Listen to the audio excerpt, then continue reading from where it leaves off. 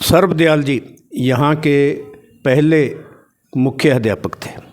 उसके बाद में 1961 के अंदर ये स्कूल हायर सेकेंडरी बना।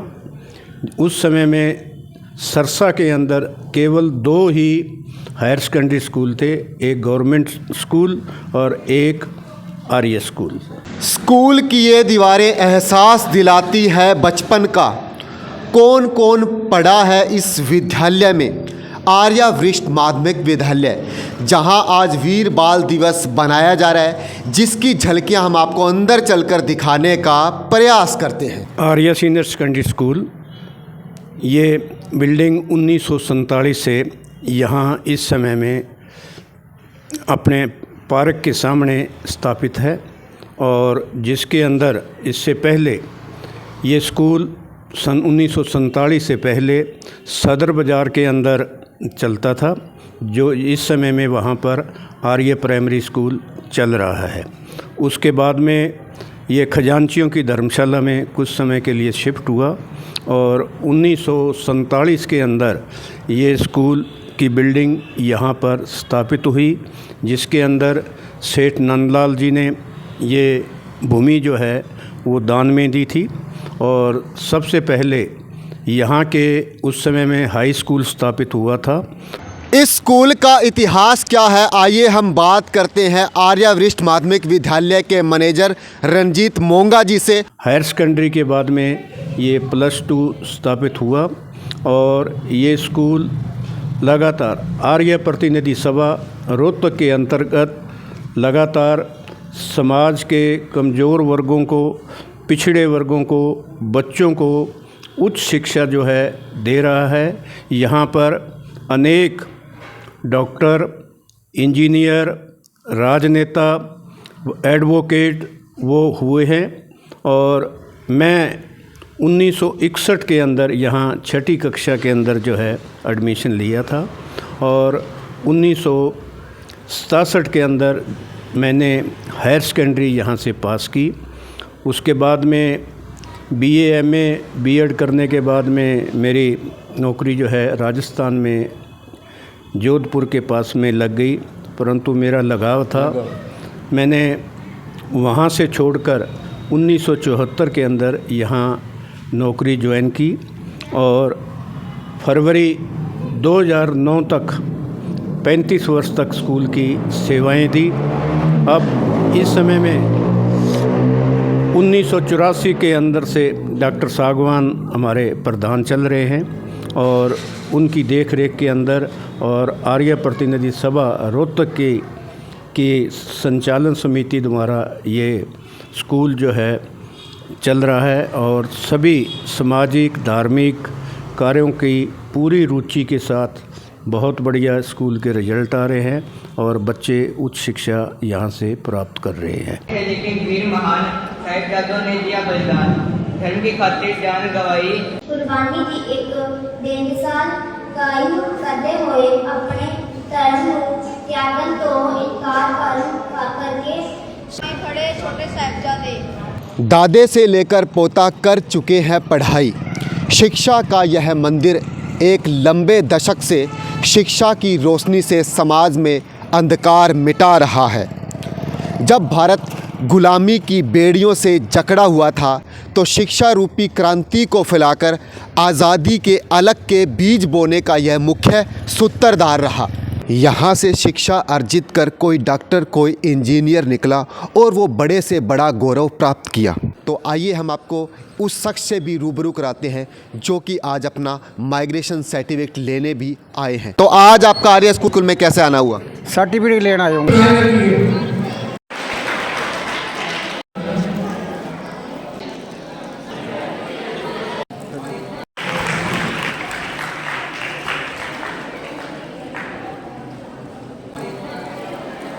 हम सबका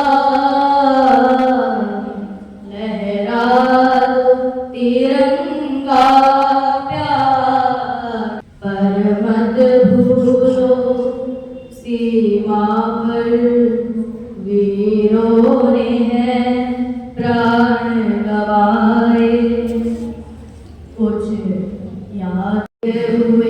हैं उनकी जरा करो कुर्बानी, तुम भूल न जाओ उनको, इसलिए सुनो ये कहानी, जो शहीद हुए हैं उनकी जरा करो कुर्बानी।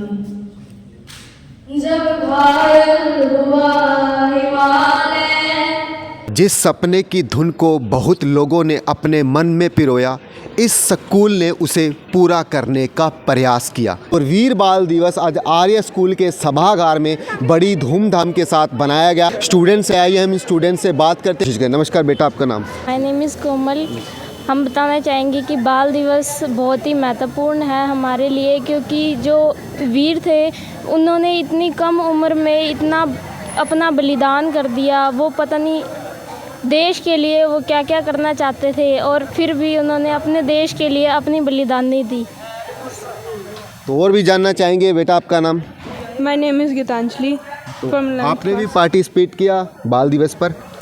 हाँ, मैंने भी पार्टिसिपेट किया और मैंने बताया कि जिस तरह से वो हमारे गुरु गोविंद सिंह जी थे और उनके 4 पुत्र थे, उनके बारे में बताया कि वो किस तरह से शहीद हुए थे, और उनके बारे में बताया कि उनको जैसे मतलब उनको दीवार में जो चिनवाया गया था और उनके साथ जो हुआ, उसके बाद उनके साथ जो हुआ, उसके बाद उनके जो है उन्होंने जो अपना बलिदान दिया है उसके बारे में बताना। स्कूल को बहुत सम्मान देते हैं। जब भी स्कूल में किसी भी समय हमारे को जरूरत होती है तो ये हमारे बीच में आ जाते हैं। कारण इनको स्कूल से लगाव है,